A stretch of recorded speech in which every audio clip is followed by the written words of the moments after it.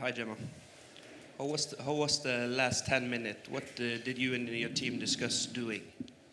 Yeah, I think the last 10 minutes was the pretty similar story from the second half. I felt like we came out in the second half and yeah, we completely dominated the game. I think the first half, Italy had more of that. We had 2 big chances in the first half, Italy probably 3. We talked about some things at half-time, and yeah, the second half performance was really dominating from us. Obviously, they have the chance at the end, which is heartbreaking because to concede so late, it kind of taints the feeling of the game because the emotion is so high. And how will you look back on this Euros when everything is calmed down in a few weeks or months or whatever it takes? Yeah, I'll look back on these European Championships with real pride. We came here as a team and our objective was to get out the group, and we achieved that. So for me, the players, with the 9 points in the group, really showed who they were. And the second objective for us was to be together at this tournament and take every step together. And we've done that as a group. So for us, we've taken that step. We qualified out the group as a nation for the first time in 12 years. So the group can be really proud of themselves. I know I'm going to reflect back on this and look at the objectives we set. We're a team that's moving in the right direction. We take steps forward now. And I know that I'll look at this with the preparation ahead for qualification for the World Cup in Brazil. Thank you.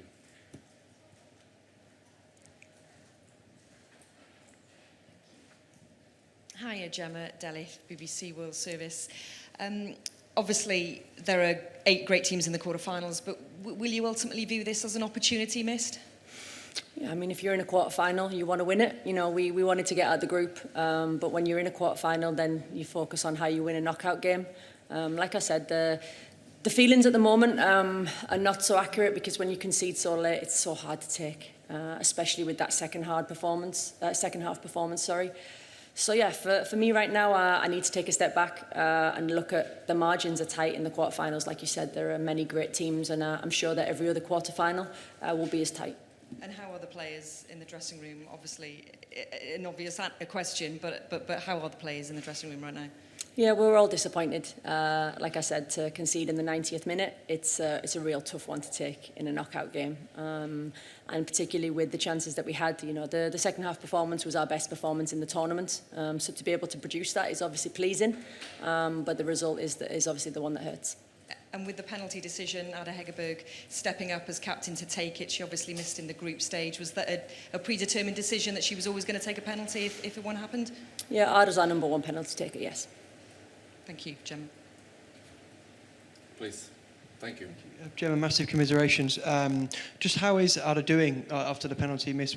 How is she right now?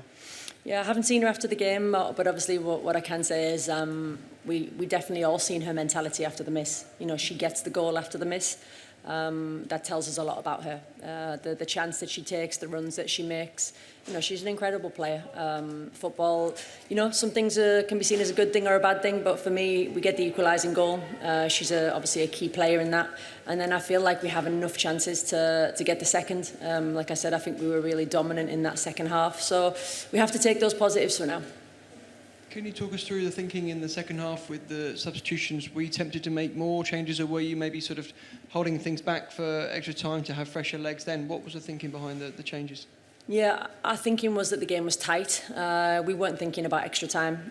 We knew that we were creating momentum, so you never want to make too many changes when you're creating momentum. We obviously brought on Turlen to make sure that we could add some more intensity into the game, which I thought she was fantastic, and she did that. And then from then, we really took the game to Italy. I think they're tired. We had a lot of possession, but then they have one quality moment at the end. It was an outstanding ball. It was an outstanding cross, and there's not a lot you can do in those moments, other than appreciate the goal. Thank you, Gemma. Thank you, Tom. Thank you. Graham? Yeah. Thanks. From the Associated Press. You see the areas in the defence where the goals came from, and your first choice left back is suspended for that game, forced you to make changes. Could that have been a little bit of regrets about that? No, Guro Wrighton was outstanding tonight. That's what I have to say. The goal doesn't come from anything that Guro Wrighton does. There's several things that happen.